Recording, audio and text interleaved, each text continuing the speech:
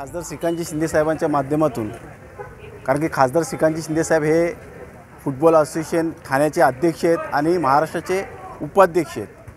त्यांनी सांगितल्याप्रमाणे गेल्या 2-3 वर्षापासून आपण ह्या कल्याणपूर्वेमध्ये फुटबॉल खेळाडूंना प्रोत्साहन देण्याचं काम करत होतो. अनेक टीमा आपल्या महाराष्ट्राच्या बाहेर खेळायला जात होत्या, त्याचप्रमाणे देशाच्या बाहेरसुद्धा खेळायला जात होत्या.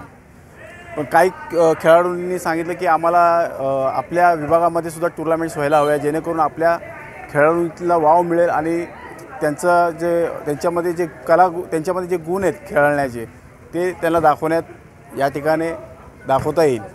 त्याच्या अनुषंगाने आपण कल्याणपूर्वेमध्ये मोठ्या प्रमाणात या सामन्यांचं आयोजन केलेलं आहे. या टुर्नामेंटमध्ये नुपूरजी घाडीगावकर आहेत, पृथ्वी आहे, सुलक्षण आहे, रोहन आहे, असे अनेक दिग्गज खेळाडू याच्यामध्ये ज्यांनी अतिशय मेहनत घेतली आहे